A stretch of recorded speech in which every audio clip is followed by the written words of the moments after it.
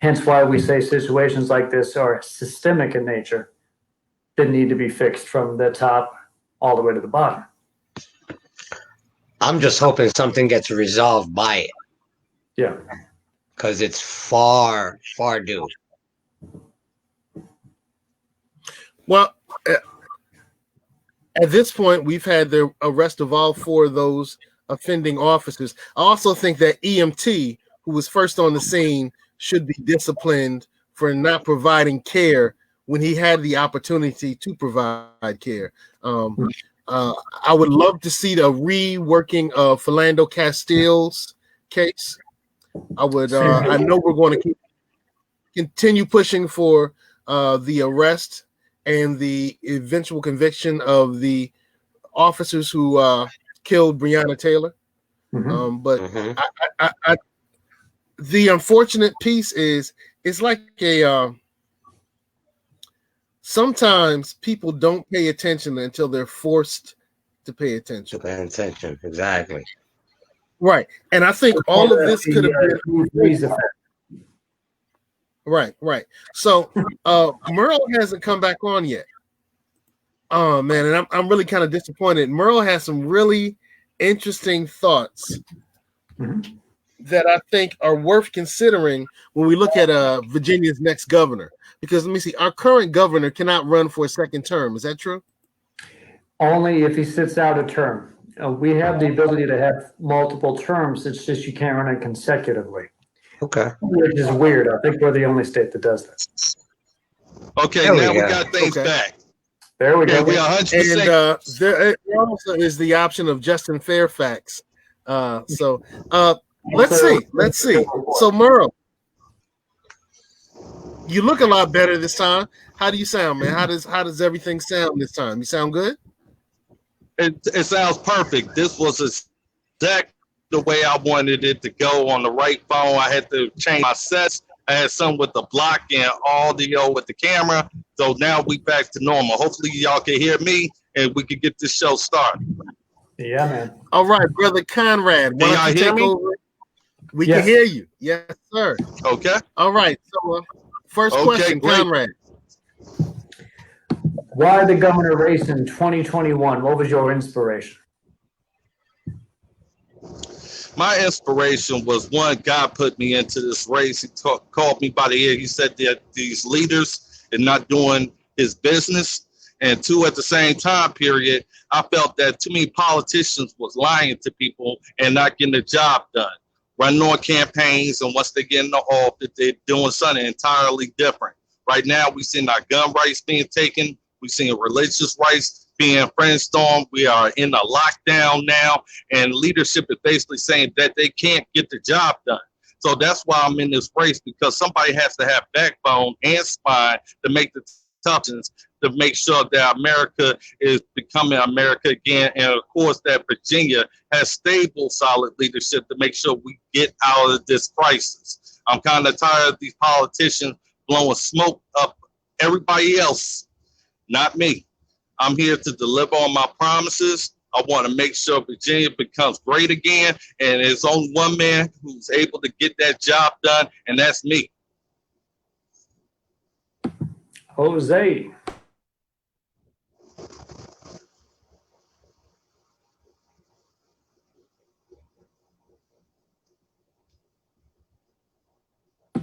I think you're muted.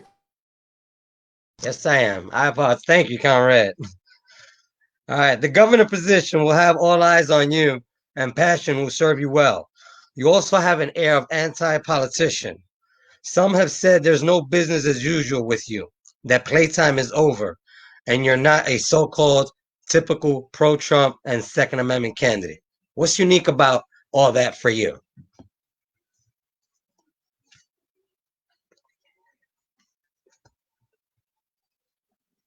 Some reason. There you go. We can hear you now. Okay, can you hear me? It said my mic was muted for some reason. Yeah, okay. Number one. Okay, can you ask that question again? I want to make sure I heard it correctly. I'm sorry for you to repeat that. I just want to make sure I hear it correctly. No problem. No problem. The governor position will have all eyes on you, and passion will serve you well.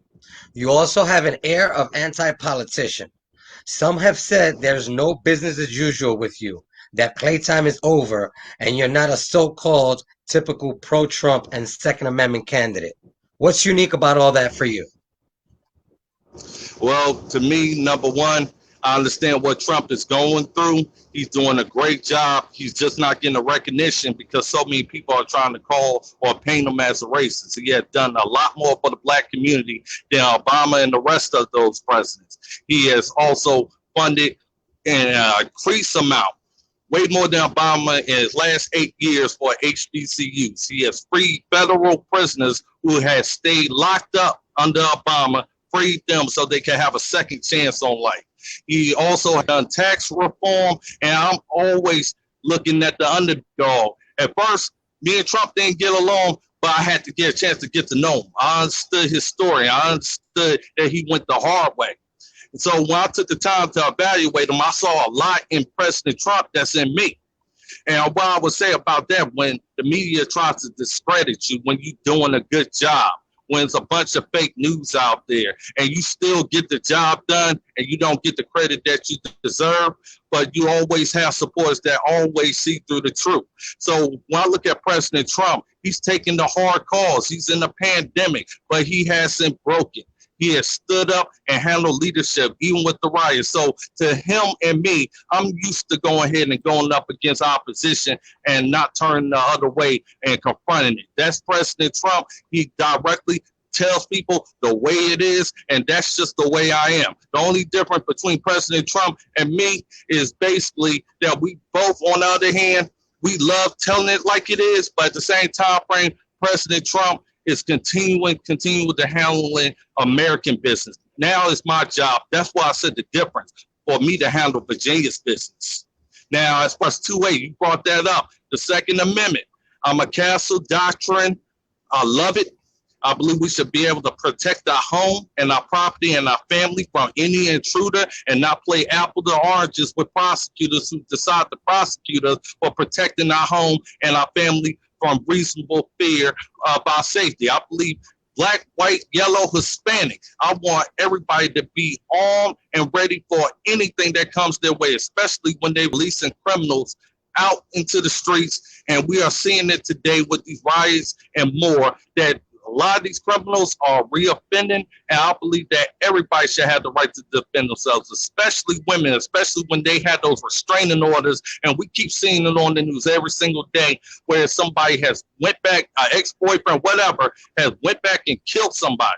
And we are all there for the funeral, but what would have happened if that one was trained with a firearm ready to go ahead and confront and make sure that problem was no longer a problem?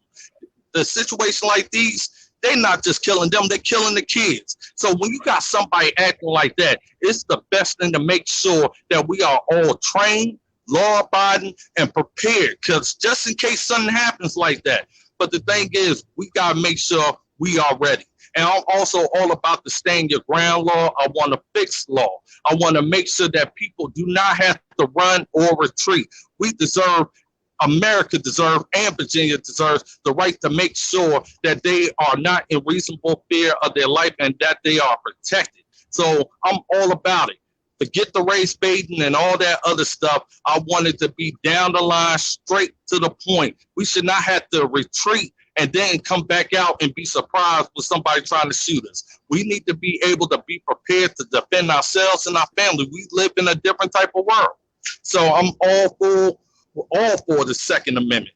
I'm going to protect it. I'm going to add additional protections. I want people who are breaking the governor's gun control laws, I'm going to give them a partner. I'm the only politician that's saying basically, I'm going to defend your right to defend yourself. It's about, just like you may have somebody kicking your door. What do you want, butter knife, or do you want a shotgun ready for that person who's coming in with guns? You want to protect your family too. You don't want to be prosecuted because you protected your family. And we see it all too far often here in Virginia. And we're going to make sure it's fair. It's not going to be colorblind, based off your color. It's going to be based off the content of your character and the situation that you're in. I don't believe you should be surprised and figure out whether this criminal is going to try to give you life or take your life. You need to make sure you are ready to go, locked and loaded. Wow. Okay. Interesting. I'm all for Interesting. all races being locked and loaded. All right. Andrea Dixon says he is a true conservative, 100% conservative. Intriguing. We'll have to talk more about some of those issues. But right now, while some of our politics might differ. One more thing. I want a state recognized gun, because we saw all those gun control laws that they tried to pass. I want to make sure we are a constitutional carry state. Forget those permits and stuff like that. A man and woman's gun is their business, and that's my motto. And I believe that we should have a right to a firearm, long as we are law abiding, long as we use it for what it's purpose for. We shouldn't have people being prosecuted for the mere possession of a firearm just because it so happened to be in the glove box, but not used in a commission of a felony. I want a constitutional carry. I want people to be able to know in Virginia, you can protect yourself. You know, that's intriguing, because there have been a lot of people who were locked up currently because they had a firearm in the vehicle and it wasn't used in the activity of a crime, but they're behind bars right now. And it's really intriguing that you would say that. All right, well, let me get back to my question. Hey, well, look, some of our politics might differ, but I'll note that you have an admitted history of working on issues that impact low and middle class families. So you've worked with the NAACP and the Urban League, and as governor, you'll have tremendous power if awarded the position over the final result of the state's year-by-year budget, and even a veto pen, and your advocate voice will also be key. So I'm curious what you may want to influence on the topic of low to middle income families in Virginia. How do you want to help the low and middle income families in Virginia? Well, that's the good thing about me. My policies represent everybody. I'll represent from the dinner table all the way up to the boardroom. Now, one of my first policies is to actually get rid of the credit checks that go on in employment. When you're looking for a job and you got the skill, you should be able to get that job. You shouldn't have to have a credit check in state or even in private business to get that job. Your skills should get you that job, and of course, a reasonable criminal background check. I want to also get rid of the marijuana fines that they have. See, they legalized marijuana, but they still left a fine. We are losing tax revenue over this. I have farmers out here that's talking about they want to grow hemp, but they worried about the government regulating them or charging them with a crime. We need to get rid of marijuana being a fine or a criminal penalty in general. I want people to be able to also have help if they have seizures. I want people to be able to use marijuana recreationally. We got opiate epidemic, and all the counselors who I talked to said, if we have marijuana legalized, we can stop a lot of these opiate epidemics from happening, because a lot of people will choose cocaine because it doesn't show up in the drug test, because marijuana shows up months later and locks them up for 30, 60 days. I think it's ridiculous. We are paying too much to lock people up on marijuana. I also want to get marijuana off that nice little checklist for those who have guns and firearms, because they say, oh, if you smoke marijuana, you can't shoot a firearm. Last time I checked, you're able to drive a car. You should be able to have a firearm.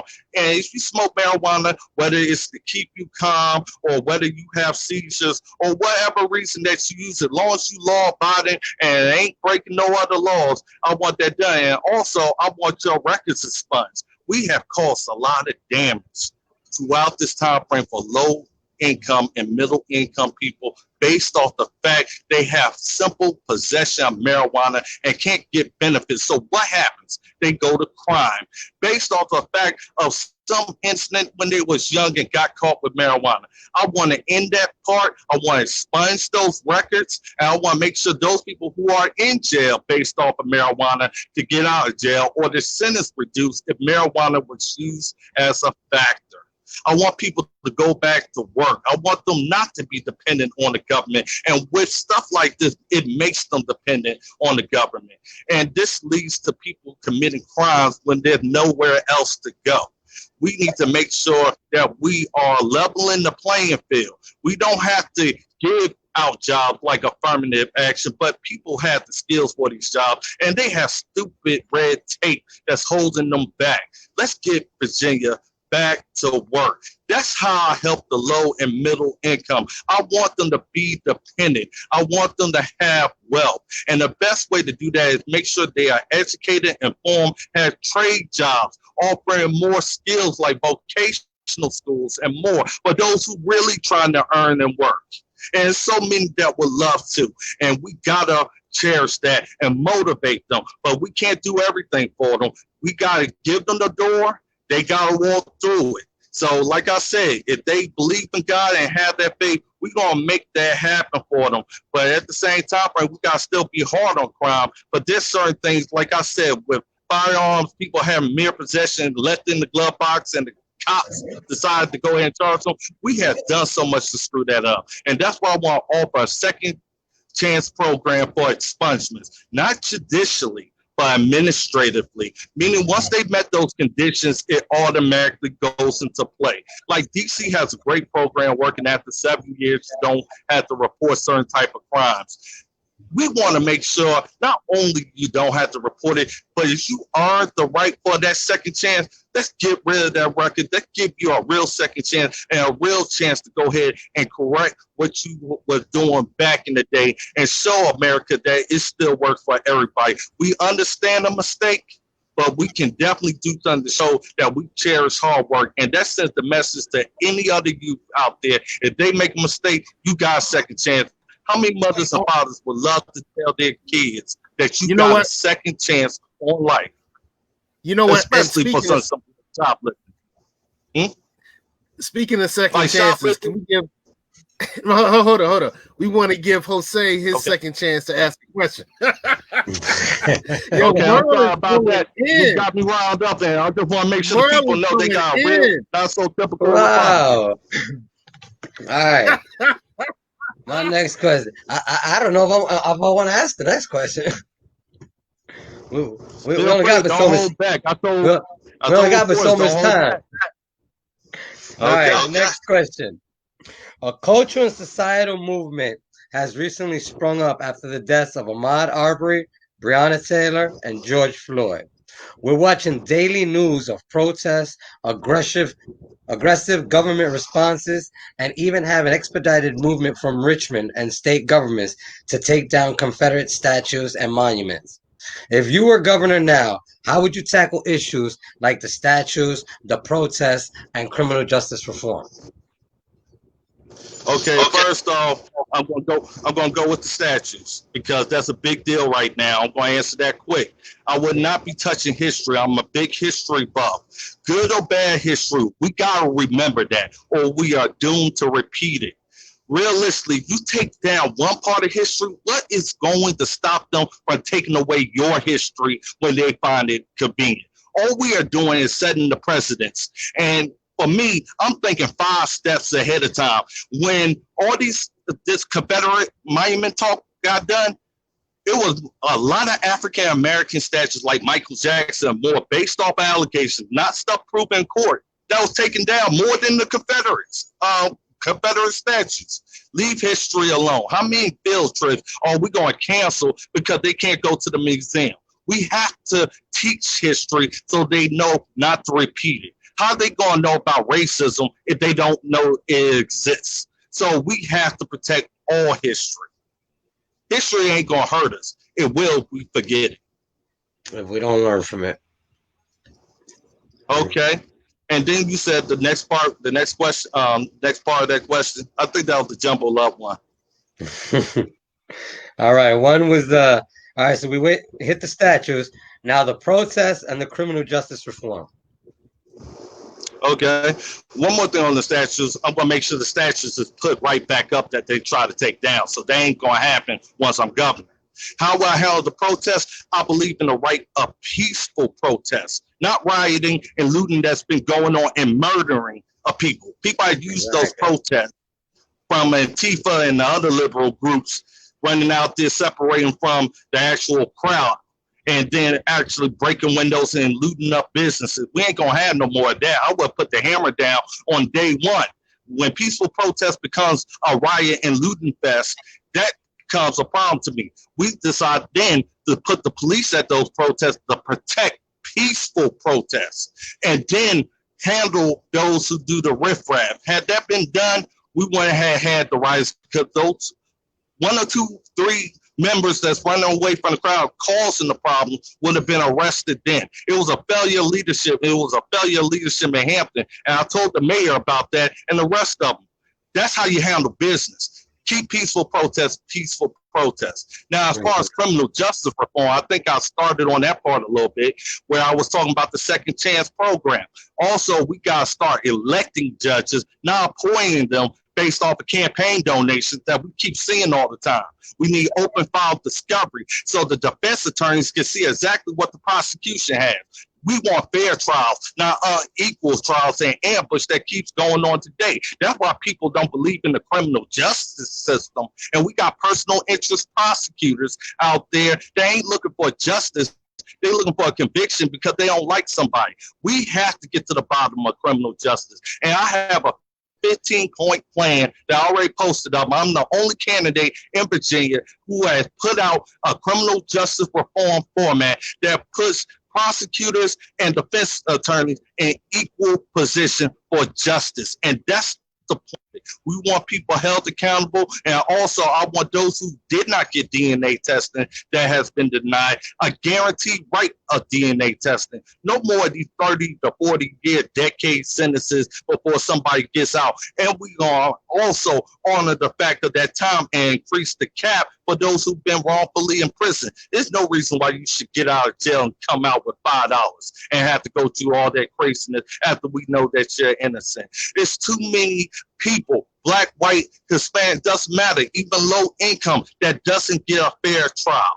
And we need to start doing that and holding people accountable. And also, I want to do 4 years where that exemption exists for body-worn cameras. If you're a subject of it, it must be released. If we're able to see murder on TV, we're able to see the evidence that proves our innocence immediately if we are subject to it. Also, at the same time period, like I said, with discovery rules, both sides have them, both sides of the evidence. So it's so many different ways we can actually make for a fair and equal justice system. We just got to put action into it. And I don't think the other candidates out there is even ready for it. And I'm all about it. And that's why I'm the best candidate for the job. Wow. And I also put up a protest and riot form out there to let people know how I would handle the riot. I want to treat my citizens like animals. If I treat them like animals, that's how they're going to behave. We could have handled and stopped out all this riffraff a long time ago. I don't play with the First Amendment. I'm a big advocate of the First Amendment and telling it like it is. So as far as I'm concerned, we're going to protect the First Amendment. Merle's a writer. Conrad, next question, brother. Well, I will admit we're nearing towards the ending part of the show, but I did want to throw this out because we like to blend business and politics here on the Beach Brothers. What would be one particular business you're either really fond of or really, really like in Virginia right now? I'm a pizza person, so I'm a pepperoni pizza type of person. So I would say Christo's would be one of the best businesses where I get some New York style pizza. But also at the same time frame, I love the mom and pop shops as well. So if I see a good diner out there, like IHOP, but some other places that's similar, I'm going to stop up in there anyway.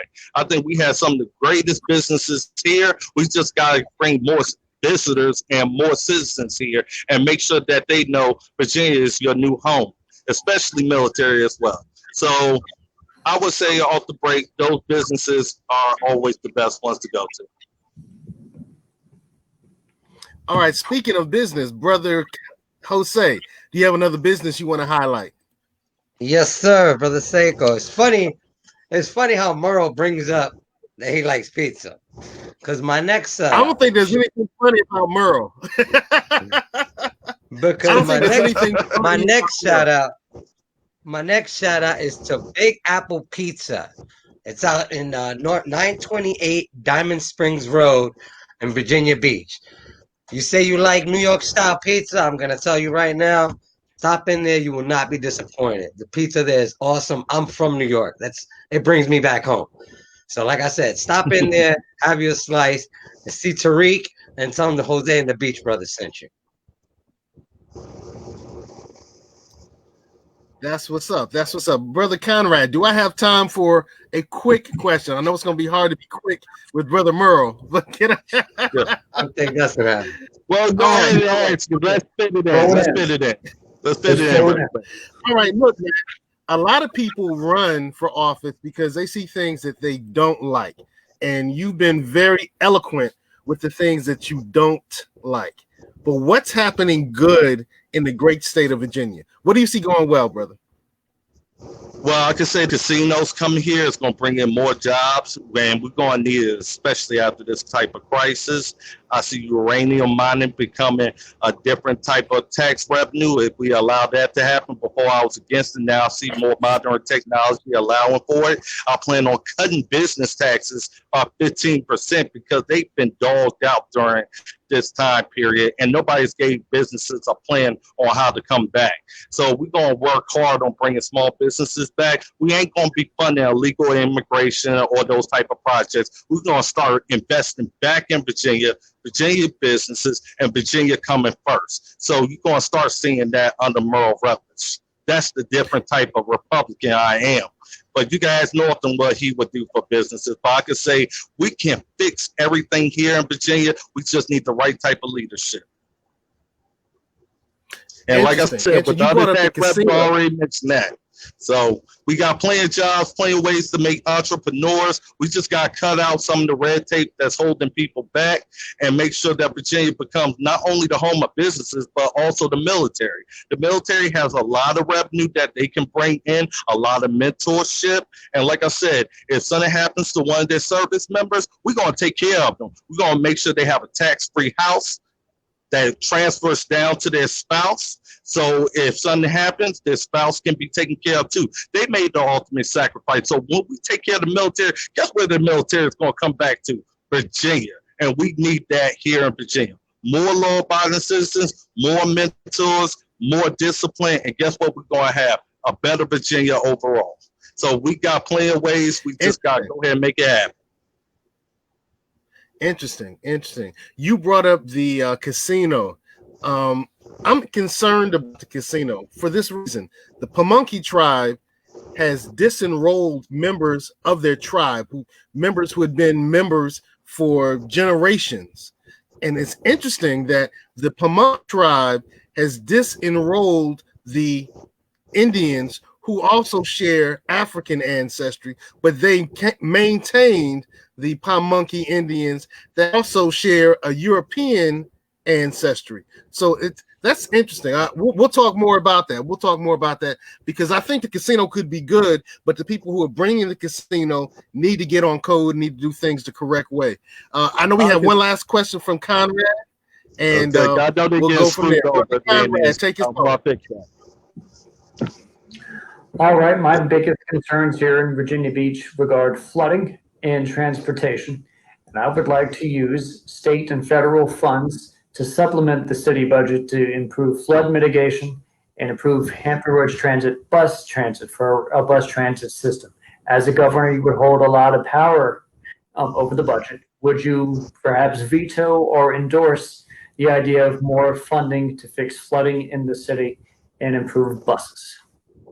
I'm all for fixing the flooding in the city. I saw the damage that can do for ordinary citizens, their cars, their homes, and everything else. But we're going to have oversight over it. We ain't going to have liberals just running around just spending money and wasting it. We want to make sure that there is a plan, a comprehensive plan to make sure that we can reduce flooding. It's of the utmost importance, especially with new hurricanes coming in and more. So we are going to fund that. And plus with the casinos, yes, I'll be all for funding more high-speed rail and doing more funding for that. We want people to have access to those businesses, especially with the new traffic. We don't want more traffic. We want to have ways to reduce that traffic. So let's make Hampton Roads work better.